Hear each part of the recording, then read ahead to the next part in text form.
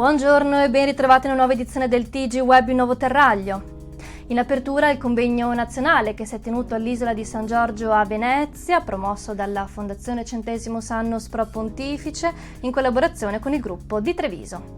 Tante le riflessioni ricche di contenuti che hanno alimentato il dibattito. I relatori, tra cui la referente trevigiana della Fondazione, Paola Zuliani, si sono soffermati sul fatto che è diventato sempre più urgente pensare rapidamente un cambiamento nel nostro modello di sviluppo. Bisogna guardare al futuro, agendo per contribuire a creare una società più solidale, più inclusiva, più sostenibile. Questo quanto ha ribadito la presidente della Fondazione Anna Maria Tarantola in chiusura dell'evento. Ma sentiamo allora un breve passaggio della nostra intervista esclusiva raccolta proprio sabato in Fondazione Giorgio Cini. Tante personalità, tante competenze, tante culture insieme per capire questa transizione. A che cosa serve, innanzitutto, perché la dobbiamo fare, come si deve realizzare, quindi attraverso quali modalità, attraverso quali strumenti, qual è l'impatto che può avere anche sulla vita quotidiana di tutti noi, di tutti i cittadini, di tutte le persone e quali sono le azioni correttive che si possono attivare perché questa transizione non è senza costo. Quindi anche su questo vogliamo ragionare, mettendo a comune fattore le idee, le proposte, le suggestioni di tutti.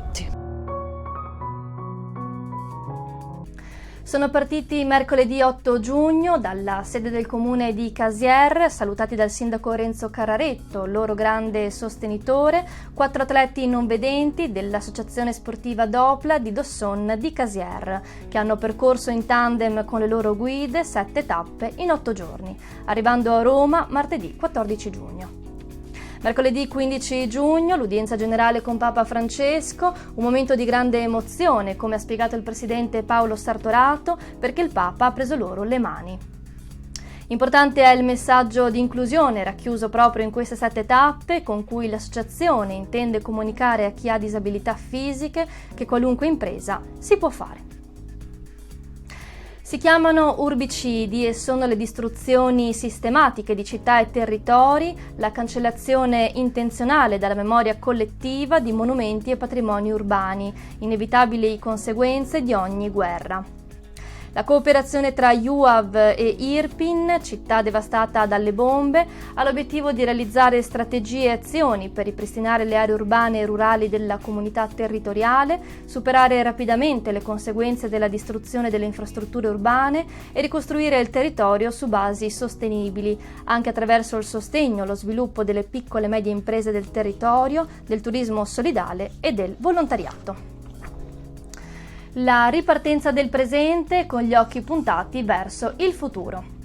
Recita così il claim legato alla 60ª edizione del Salone del Mobile di Milano, ma quello che si è respirato dal 7 al 12 giugno sapeva di tutto tranne che di una scontata e inflazionata ripartenza. Slancio, entusiasmo, decine di idiomi diversi, tecnologia, sostenibilità e natura verso la realizzazione di quello che di buono abbiamo imparato in questi 2 anni impegnativi. Tra le aziende venete presenti al Salone anche la Target Point, di cui abbiamo incontrato il titolare, Massimiliano Virga. Le persone aspettavano questo evento, è un evento di importanza mondiale, lo stiamo vivendo molto bene, abbiamo avuto una grossa affluenza e anche, dobbiamo dire, anche un soddisfacente risultato finora. Passiamo ora alla cultura con la presentazione ufficiale del ricco cartellone della stagione 2022-2023 del Teatro Stabile del Veneto, con oltre 100 artisti per oltre 160 serate. L'obiettivo è far innamorare il pubblico del teatro.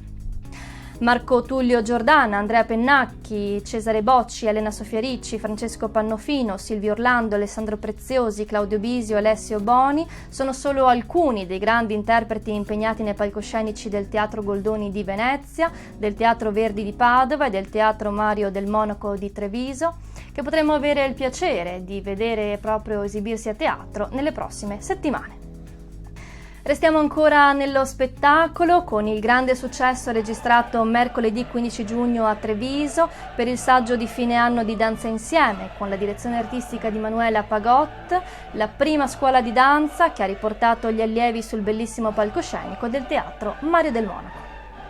Presente all'evento anche il vice sindaco di Treviso, Andrea De Checchi, ospite di un viaggio immaginario attraverso una notte punteggiata di stelle, pianeti e costellazioni, in un turbine coreografico di danza classica, hip hop, danza moderna e contemporanea.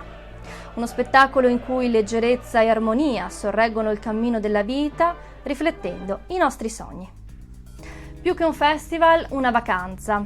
È questo lo slogan della prima estate, un evento che adotta un mashup attraente, unendo in un colpo solo musica, vacanza e divertimento allo stato puro.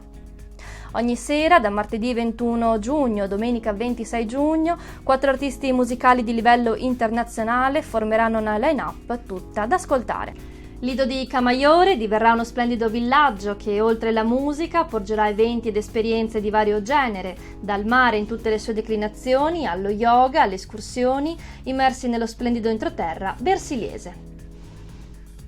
E chiudiamo con una notizia in tema d'arte. Mercoledì 15 giugno, nella città di Chioggia, si è conclusa la prima vera e propria mostra dedicata al Cristo di San Domenico, ad opera dell'artista orafa e scultrice moglianese Margherita Turazza.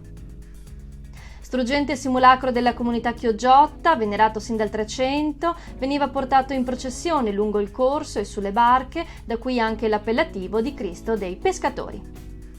L'opera contemporanea di Margherita Turazza, realizzata in argento massiccio su tondoligno in foglia d'oro zecchino, riproduce il volto del Cristo di San Domenico ed è conservata al Museo Diocesano di Chioggia.